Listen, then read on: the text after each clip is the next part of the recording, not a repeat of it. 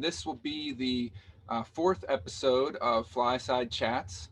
And today I have Tom Davis with me. And I'll just turn it over to Tom to introduce himself.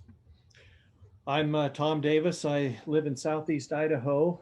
I've been fishing Tenkara pretty much exclusively since um, January of 2012. And I have a blog that I started, I think, that very month called Teton Tenkara.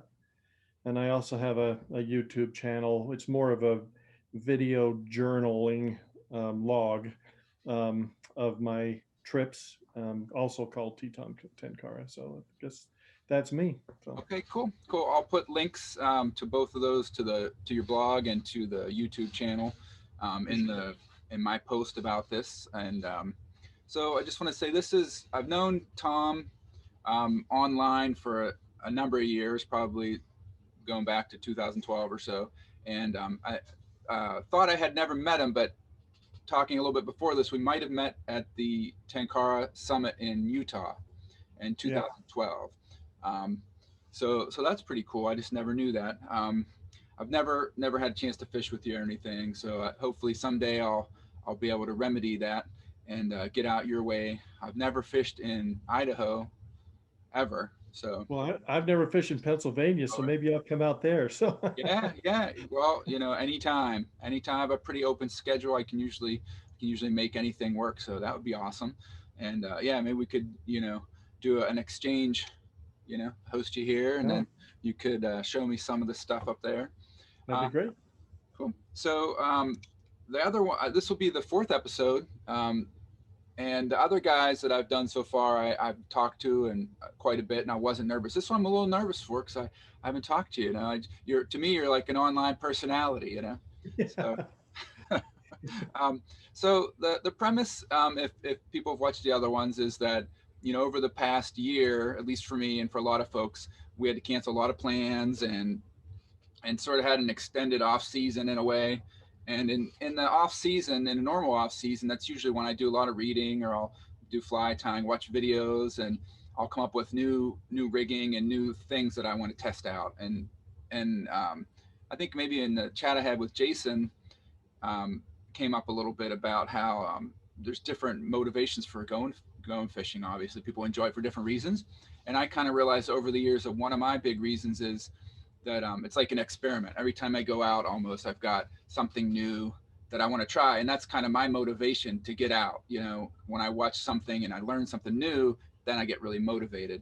So I was just kind of curious if going forward in this new year, what kind of things are motivating you to get out there and fish? A lot of that very same um things that motivate you. As you know, and a lot of people know, I like to test stuff. Um, I'm a physician by profession, although now I'm retired. So as David Knoll says, I'm voluntarily unemployed. And and being a physician, being trained in a grown up in a scientific background, I never believed what anybody would really tell me. I'd like to test things myself. And one of those things I liked to test is Tenkara equipment. So when I go fishing, I frequently will have new items as well and test them. Particularly, I like rods, and you can see a few of them sitting up here. I've got, racks of them. But so that's one of the things that motivates me. I also, like most of us, just like being outdoors, like being alone. Idaho, fortunately, has lots of public land.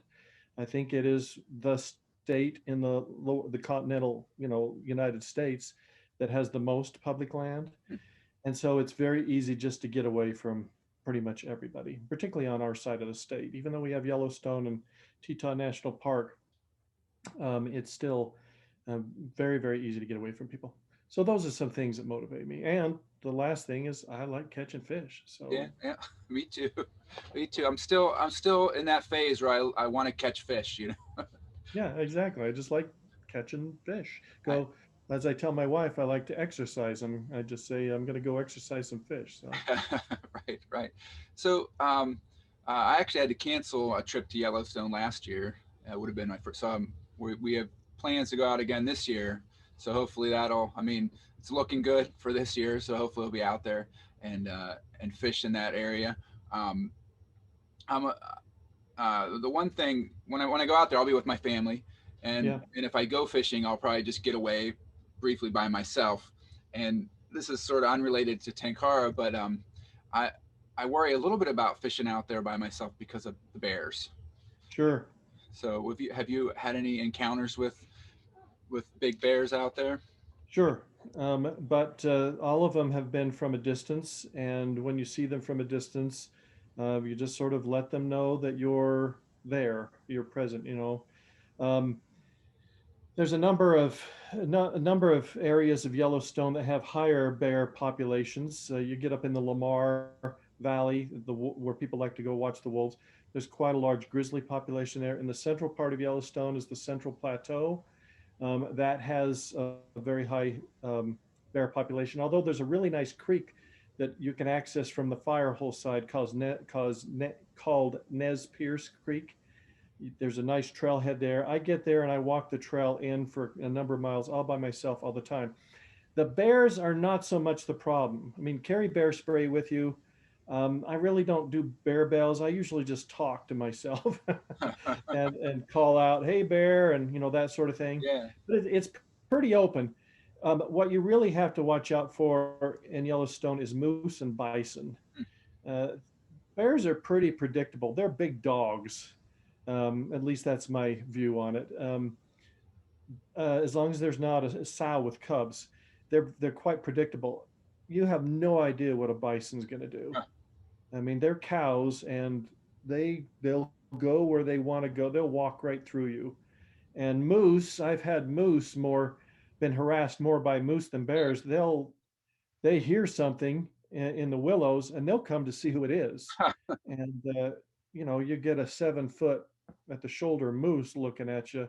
That's pretty Yeah, scary. So, yeah, but most of the places that you'll be going, you won't have to worry about that so much, except bison. If there's bison in the area, just find another place. yeah, yeah. So getting back to the fishing, do you have any new rods that you got over the past year that you really haven't had a chance to try out yet? I have got a few new rods that most of them I have tried out and done reviews. I'm just about ready to release a review on the Nissan Airstage Fujiru 360 6.4. Okay. I've had quite a few requests on that rod. It's really a sleeper. Um, I've had the 365